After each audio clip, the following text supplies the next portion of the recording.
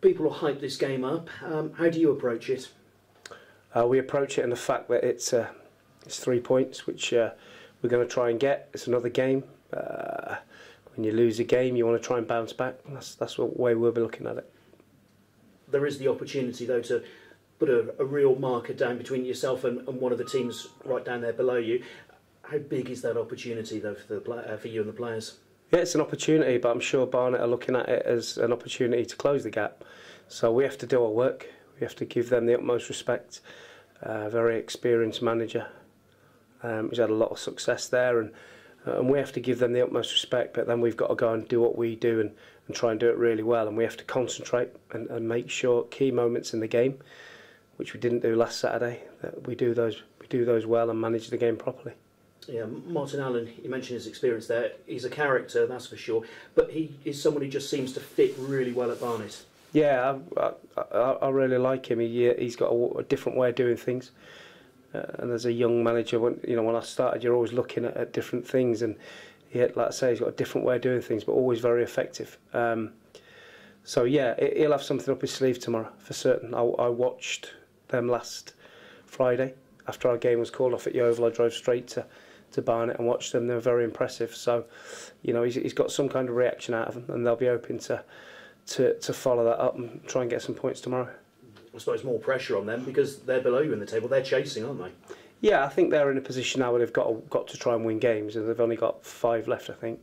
So they've got to win games. So there's no middle ground for them, and I'm sure they'll be trying to do that tomorrow. But we have to stick to what we do, and if we do that, we have a good chance of winning.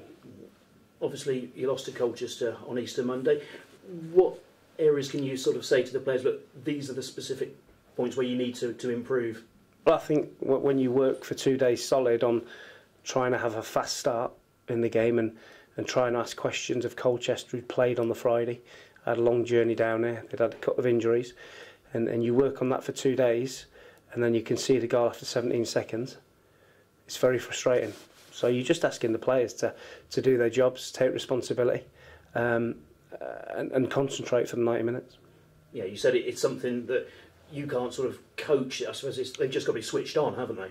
Yeah, for the 17 seconds, there's 3 different mistakes in the first 17 seconds, which leads to a goal. So we have to be difficult to beat, and Saturday was a real big chance for us to get 3 points. On the whole game, we deserved something from it. But if you toss goals away like that, you're going to struggle to get points.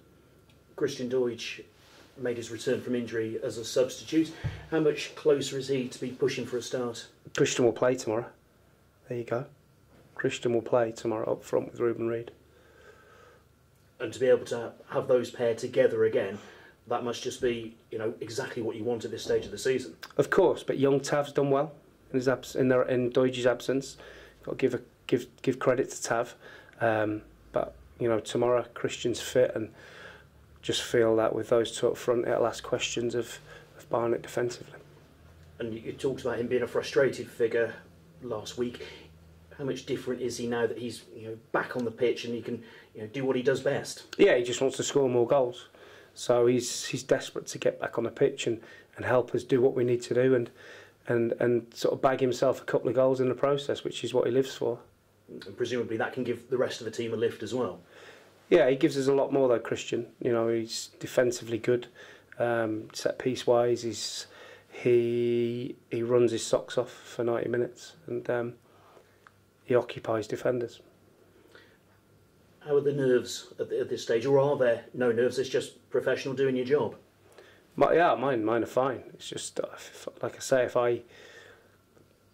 if I project to the players that I'm feeling the pressure, then it's no good for them. So no, I'm pretty calm about it. We have a clear structure and way of playing and how we want to go into the game tomorrow. And if we carry that out, then we have a chance of getting what we need to get. Thank you. Good luck. Thanks. Mark, the away form has been well documented this season. How do you go about sort of addressing that and turning it into victories? Well, it's the same message. It's the same tactics that we've been employing on a decent run at home. You just need people to take responsibility and to really focus and to really concentrate and make sure that you turn a good performance into points. Yeah. And survival is in Forest Green's hands, really, isn't it? Yeah, we've got 6 games to go. I think 3 or 4 more points should see us safe, so we want to get them as quick as we can. When you look at Chesterfield, they've got a couple of games in hand. Would you rather have games in hand or have the games done in the bank? No, I think the points, because if they win their 2 games in hand, they're not guaranteed to go above us because of their goal difference. So we'd certainly prefer to be in our position. Yeah. A lot of people say it was a poor performance on Easter Monday. Would you agree with that? In terms of how we'd played before, but we still probably did enough to get a point. But if you can see the goals we did from mistakes that have been made quite a few times this season, then you struggle. You're chasing your tail all the time. So we need to give ourselves a chance in the game. And like I said, if we ask for a fast start, that doesn't mean give the opposition a goal after 17 seconds. It means, let us try and get a goal. But listen, we're ready for tomorrow. Yeah.